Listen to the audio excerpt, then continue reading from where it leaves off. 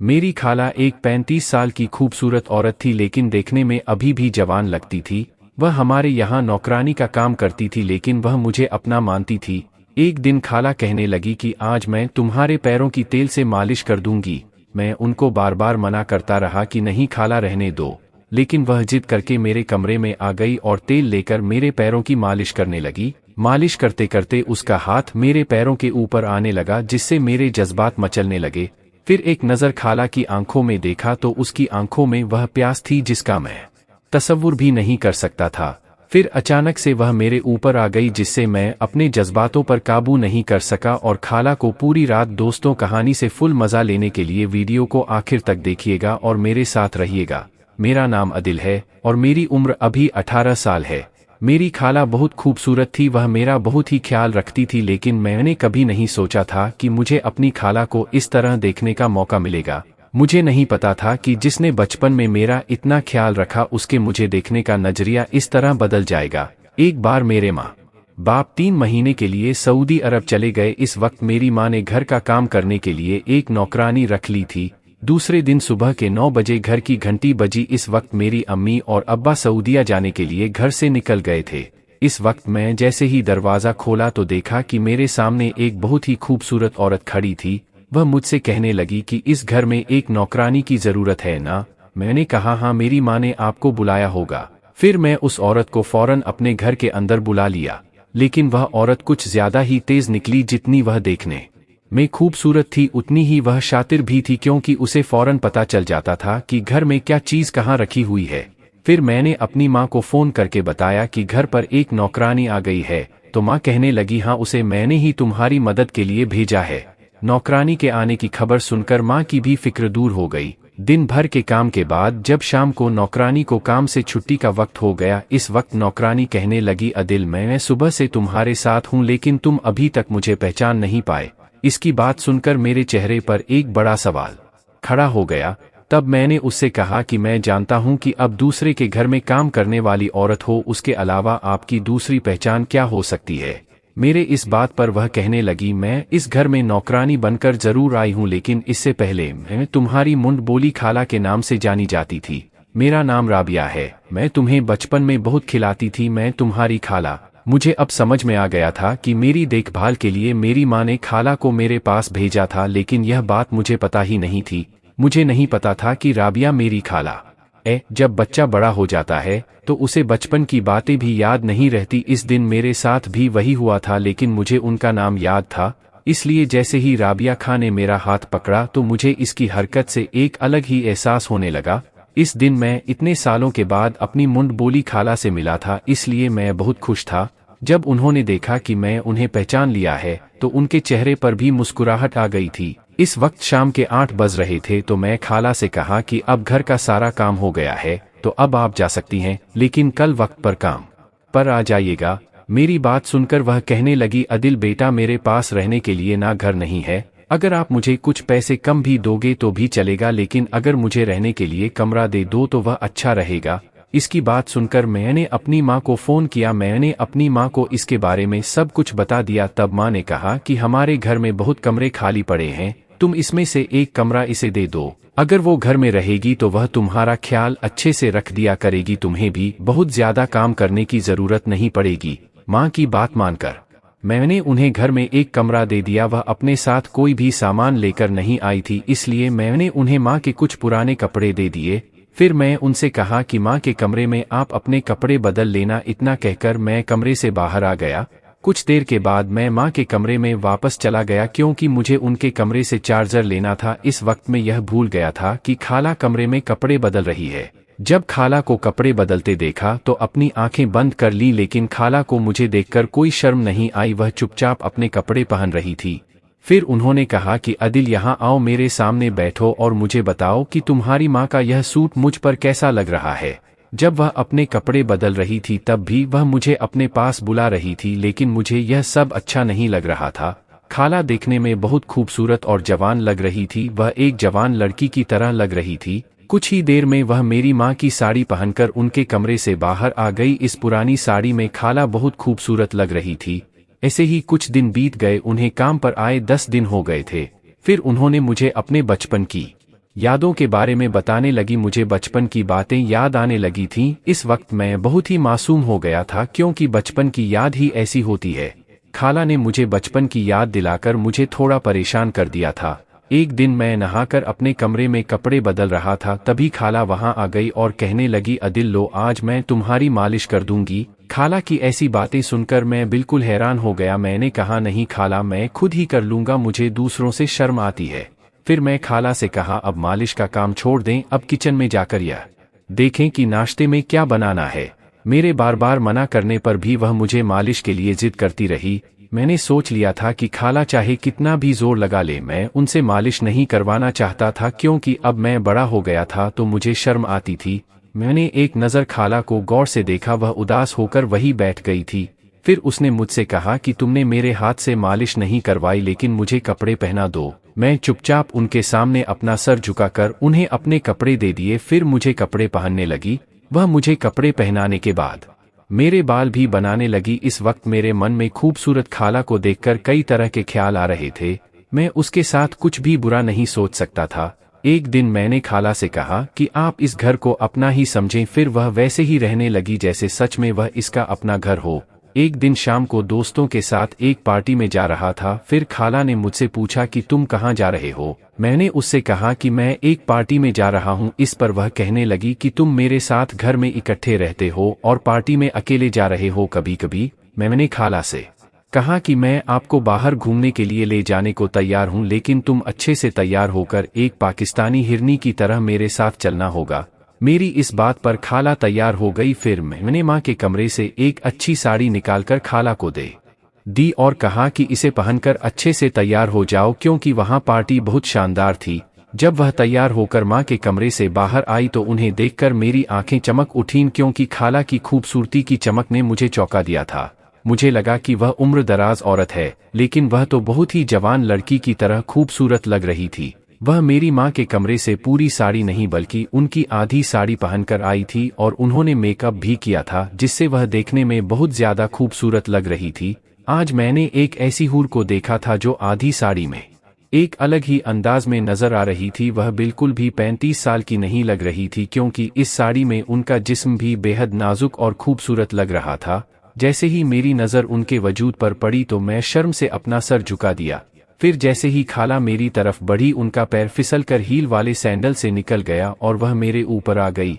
अब उनके जिस्म की खुशबू मेरे चारों तरफ फैल गई, जिससे मेरे वजूद में एक अजीब सी हलचल पैदा होने लगी। मुझे ऐसा लग रहा था जैसे आज मेरी दुनिया ही बदलने वाली है। मैं खाला को अपने ऊपर से उठाने की कोशिश कर रहा था, लेकिन खाला मेरे ऊपर से उठ नहीं पा रही थी। फिर मेरी हालत बिगड़ने लगी, मुझे कुछ अजीब सा महसूस होने लगा। तब मुझे भी होश ना रहा और मैंने उन्हें धक्का देकर अपने से दूर कर दिया। मैंने उनसे कहा कि आपने जो सजावट अपने ऊपर की है, इससे आप एक मॉडल की तरह नजर आ रही हैं। मैंने कहा कि आप अपना हील वाला सैंडल उतार कर रख दें। फिर मैंने अपनी माँ का एक सिंपल सा सैंडल दिया जो बिना हील का था। इसे ही खाला को पहनकर मेरे साथ चलने लगी। जब हम दोनों कार में बैठकर पार्टी के लिए निकले तो मेरी नज़र खाला के ऊपर ही थी। पार्टी में भी मेरे दोस्तों को लगा कि वह मेरी गर्लफ्रेंड है। सच में खाला मुझे गर्लफ्रेंड की तरह लग रही थी, इसलिए पार्टी में मेरे सभी दोस्तों ने सोचा कि वह मेरी प्रेमिका है। इसने गलतफहमी दूर करने की बजाय और सबब पैदा कर दिया था। मेरे सभी दोस्तों से उन्होंने बताया कि मैं अदिल की दोस्त हूँ। जब हम पार्टी से निकले तो मैं उनसे पूछा कि आपने ऐसा क्यों किया। फिर वह बोली, तुम्हारा चेहरा तो तब ही देखने के लायक था जब तुम्हारे दोस्तों ने सोचा कि मैं तुम्हारी गर्लफ्रेंड हूँ और मैं इसे तुम्हारे चेहरे पर देख सकती थी। तो मैं सबकी बात पक्की कर दी और सबको बता दिया मैं तुम्हारी दोस्त हूँ। अगर तुम्हें यह सब पसंद नहीं आया तो मैं उसके लिए माफ़ी चाहती हूँ। जैसे ही खाला ने मुझे यह कहा तभी मैंने कहा कि आपको माफ़ी मांगने की कोई ज़रूरत नहीं है, आपने जो भी किया वह सही था। इस पर उन्होंने कहा कि मैं तो तुम्हें अच्छी तरह जानती हूँ, जब तुम 10 साल के थे तब से मैं तुम्हारी देखभाल की हूँ, इसलिए मैं तुम्हारी ख्वाहिशों को अच्छी तरह से जानती हूँ। मैं उनकी बात सुनकर मुस्कुरा दिया। फिर उन्होंने कहा कि अब तो हमारी दोस्ती के बारे में सबको पता चल गया है, तो अब मैं सच में तुम्हारी दोस्त बनने के लिए तैयार हूँ। इस दिन के बाद से खाला मेरी दोस्त बन गई। फिर मैं उनसे बोला कि अब आपको मेरी खाला बनने की उम्र भी गुजर गई। फिर वह कहने लगी कि फिर तुम मुझे राबिया कहकर बुलाना, यह हम दोनों के लिए सही रहेगा ना। वह एक उम्रदराज औरत थी, इसलिए मुझे उन्हें उनके नाम से बुलाने में थोड़ी शर्म आ रही थी, लेकिन देखने में बहुत ही खूबसूरत जवान लड़की की तरह लग रही थी, इसलिए तो मेरे मुंह से राबिया बड़े ही प्यार से निकल गया। अब खाला मेरे मुंह से अपना नाम सुनकर किसी नई दुल्हन की तरह शर्माती थी। फिर हम बातें करते हुए घर पहुंच गए थे। इस वक्त हम दोनों थक चुके थे, इसलिए घर पहुंचते ही हम अपने कमरों में चले गए। अगले दिन मैं कशमकश में था कि कॉलेज जाने से पहले कौन सी शर्ट पहनूं। जैसे ही मैंने अपनी माँ को फ़ोन करके पूछना शुरू किया कि मुझे कौन सी शर्ट पहननी चाहिए, तभी खाला मेरे कमरे में दाखिल हुई। इसके बाद उसने मुझे फ़ोन रखने को कहा। वह कहने लगी कि जब तुम्हारी खाला घर पर है तो तुम्हें अपनी माँ को फ़ोन करके परेशान करने की क्या ज़रूरत है। तुम क्या चाहते हो क्या नहीं चाहते, अब यह मेरी जिम्मेदारी है। तो फिर तुम मुझसे यह भी पूछ सकते हो, क्योंकि मेरी पसंद इतनी बुरी नहीं है। फिर खाला ने मुझे अपनी पसंद की एक शर्ट दी। इसे पहनने के बाद मैं तैयार होकर कॉलेज के लिए निकल गया। इस रात खाला मेरे कमरे में आई। फिर वह मुझसे कहने लगी, तुम बहुत थक गए हो, इसलिए आज मैं तुम्हारे सर को तेल से मालिश करूंगी। जैसे उनका हाथ मेरे बालों में घूमने लगा, मेरे रोंगटे खड़े हो गए। फिर धीरे धीरे उनका हाथ मेरे बालों से मेरी पीठ पर चला गया। मेरी माँ के पास यह सब करने का बिल्कुल भी वक्त नहीं था। मुझे तो याद भी नहीं था कि मेरी माँ ने मुझे कब ऐसी तेल की मालिश की थी। वह तो अपने काम में मस्त रहती थी, इसलिए उन्हें वक्त नहीं मिल पाता था। लेकिन आज खाला अपने हाथों से मेरी सर को तेल की मालिश कर रही थी। जब वह मालिश कर रही थी तो मुझे गहरी नींद आ गई। अगली सुबह मैं उठा तो देखा कि खाला मेरे पास ही। यह देखकर मैं घबरा कर उठ बैठा। फिर मैंने खाला को भी जगाया। मैंने उनसे कहा कि आप यहाँ मेरे पैरों के पास क्यों कर रही हैं। उन्होंने कहा कि कल जब मैं तुम्हें तेल की मालिश कर रही थी तो मेरी भी आंख लग गई थी। आज सुबह खाला ने मुझे एक सवाल किया जिसने मुझे सोचने पर मजबूर कर दिया। उन्होंने कहा कि रात को कुछ देर के लिए मैंने तुम्हारे कंधे पर हाथ रखा था, जिससे तुम जल्द सो गए। क्या तुम्हारी माँ तुम्हें वह नहीं देती है? क्या तुम्हें कभी मालिश नहीं की गई? मैंने उनको यह नहीं बताया कि मेरी माँ को अपने काम से मेरे लिए वक्त नहीं मिल पाता है। उन सब के बजाय मैंने उससे कहा कि ऐसा कुछ नहीं है, मेरी माँ मेरा बहुत ख्याल रखती है। फिर खाला ने अपना सर हिलाया और बाहर चली गई। कुछ ही देर में हम दोनों नाश्ते की टेबल पर बैठे थे, तभी घर की घंटी बजी। अम्मी अब्बा दोनों खड़े थे। मैं अपने माँ बाप को देखकर बहुत खुश था। जब अम्मी और अब्बा दोनों घर आए तो अब्बा की नज़र भी राबिया खाला के ऊपर ही थी। वह उन्हें ऊपर से नीचे तक देख रहे थे और खाला भी बहुत खूबसूरत लग रही थी। अब्बा की नज़रें उन पर से हटाने के लिए मैं अब्बा के गले से लग गया। माँ राबिया को बहुत अच्छे से जानती थी। मैं अब्बा को फिर से अलग ही नज़र से राबिया की तरफ देखते जा रहे थे। इस वक्त मुझे समझ नहीं आ रहा था कि वह उन्हें इतने गौर से क्यों देख रहे हैं। उनका इस तरह से राबिया को घूरना मुझे परेशान कर रहा था। रात को खाना खाने के बाद वह अपने कमरे में चले गए, लेकिन राबिया खाला अभी किचन की सफाई कर रही थी। किचन की सफाई करने के बाद वह अभी अपने कमरे में चली गई। कुछ देर बाद मैं उनसे मिलने के लिए उनके कमरे में चला गया, क्योंकि आज हमारे पास कहने को कुछ तो था। खाला मुझे अपने कमरे में देखकर चौंक गई। फिर मैं उनसे कहा कि आपको इतना डरने की जरूरत नहीं है, मैं हूं आपका अदिल। इस पर खाला कहने लगी कि तुम इतने अचानक से आए कि मैं थोड़ा डर गई। फिर वह पूछने लगी कि बताओ कुछ काम था क्या? मैंने कहा नहीं खाला, कोई काम नहीं था, हमने आज ज्यादा बात नहीं की, इसलिए मैं आपसे मिलने आ गया। फिर उन्होंने कहा कि ठीक है, अगर तुम्हें मेरी ज़रूरत हो तो आधी रात को भी मुझे फ़ोन कर सकते हो, मैं तुम्हारे लिए ही यहाँ मौजूद हूँ। वह मुझसे बिना कोई सवाल किया मेरी बात मान गई। फिर मैं जल्दी उसके कमरे से निकलकर अपने कमरे में चला गया। अगले दिन सुबह के 9 बज रहे थे, लेकिन अभी तक नाश्ता नहीं बना था, जबकि खाला हर दिन मेरे लिए 8 बजे नाश्ता बना देती थी। आज 9 बजे तक मुझे नाश्ता नहीं मिला, इसलिए मैं किचन में यह देखने के लिए गया कि नाश्ते में देर क्यों हो रहा है।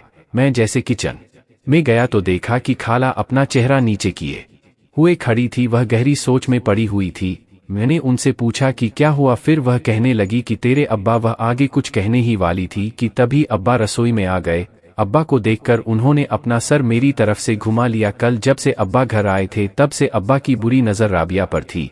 मैं उनकी बुरी नज़र साफ देख सकता था। राबिया खाला सिर्फ मेरी खाला नहीं थी, बल्कि अब हमारे बीच तो दोस्ती हो गई थी। मैं उसके साथ इस तरह परेशान होते नहीं देख सकता था, इसलिए मैं जानना चाहता था कि एक दिन मैंने अब्बा ने इसके साथ ऐसा क्या किया कि वह इतनी डर गई थी। मैं आज रात सोने के लिए अपने कमरे में चला गया लेकिन मेरा मन बेचैन हो रहा था। मैंने सोचा कि मुझे राबिया खाला से बात करनी चाहिए, इसलिए मैं अपना कमरा छोड़कर सीधा राबिया खाला के कमरे में चला गया।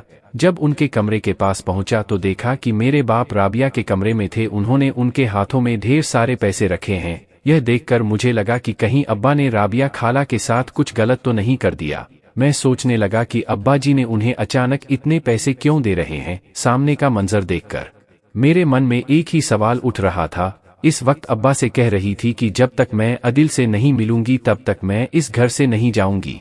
फिर मैं सोचने लगा कि शायद राबिया खाला मुझसे प्यार करने लगी है, इसलिए बिना वक्त बर्बाद किए मैं उसके कमरे में चला गया। मैंने अब्बा से कहा कि अब राबिया खाला के साथ क्या कर रहे थे। मैंने अब्बा से सवाल किया तो वहां अम्मी भी आ गई। जब उन्होंने मुझे वहां देखा तो उनके चेहरे का रंग और चला गया। माँ और अब्बा जी के चेहरे पर परेशानी नजर आने लगी। फिर मेरे माँ बाप मुझसे कहने लगे कि तुम अपने कमरे में जाओ। मैंने उनसे कहा कि मैं यहाँ से कहीं नहीं जाऊँगा क्योंकि मैं जानना चाहता हूँ कि यहाँ क्या हो रहा है और अपनी राबिया खाला के साथ क्या किया है। तभी राबिया खाला मेरे पास आईं और मेरे गले से लगकर रोने लगीं। फिर वह मुझसे कहने लगी कि अदिल, एक तुम ही हो जो मुझे समझते हो। जब से मैं घर में आई हूँ तब से मैं तुम्हें उन लोगों के बारे में सच्चाई बताना चाहती थी, लेकिन ने एक इंसान होने के नाते इतना कहकर राबिया खाला मुझसे चिपक कर रोने लगी। मैंने भी अपने माँ बाप के सामने उन्हें अपनी बाहों में ले लिया और अपने माँ बाप से कहा कि आप किसी गरीब मुलाजम के साथ कुछ भी बुरा करेंगे तो मैं बर्दाश्त नहीं करूँगा। तब मैं अब्बा जी से कहा कि बेहतर होगा कि तुम भी चुप रहो और यहाँ से चले जाओ। तभी अचानक राबिया खाला मेरे मुंह पर चढ़ने लगी। उन्होंने कहा कि अब मैं चुप नहीं रहूंगी, मैं अदिल को तुम्हारी सारी सच्चाई। फिर वह कहने लगी कि अदिल, तुम अपने अमीर माँ बाप के बेटे नहीं हो, तुम मेरी बड़ी जेठानी के बेटे हो। तुम्हारी माँ का नाम आयशा है। आयशा कुछ साल पहले इस घर में काम करने आई थी। इसने 2 जड़वां बच्चों को जन्म दिया था।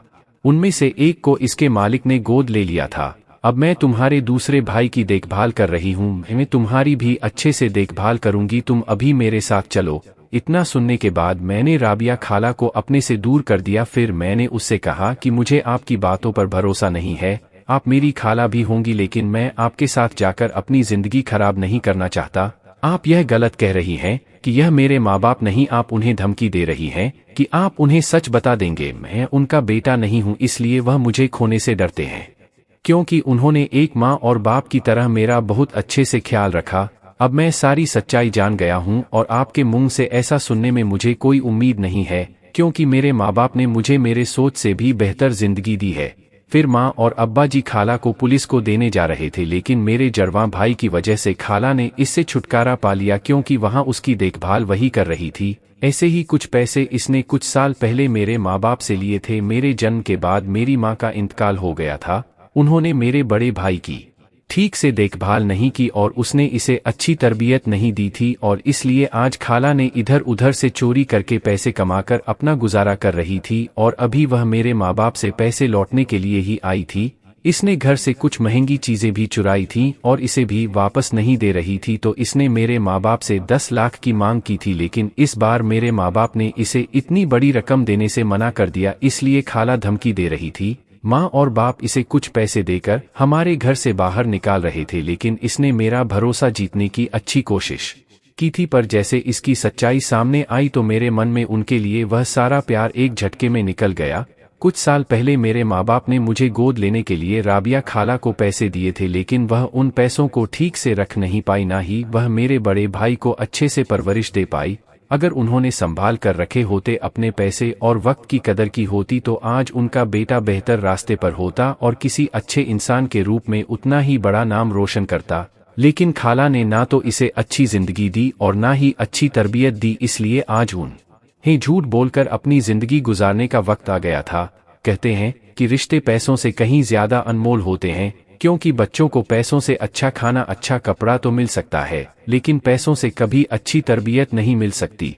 झूठ बोलकर अब कुछ वक्त के लिए वह सब सुख पा सकते हैं, लेकिन फिर एक वक्त के बाद इससे कहीं ज्यादा आपको अपने किए पर शर्मिंदा होना पड़ता है, क्योंकि झूठ की उम्र ज्यादा नहीं होती। इसलिए आप अपनी जिंदगी में अपने निजी फायदे के लिए रोजाना कितने ही झूठ बोलते हैं? क्या ऐसा करना है? कमेंट बॉक्स में अपनी राय का इजहार जरूर कीजिएगा। कहानी अच्छी लगी हो तो लाइक, सब्सक्राइब और शेयर कर देना। मिलती हो एक नई कहानी में, तब तक के लिए अल्लाह हाफिज।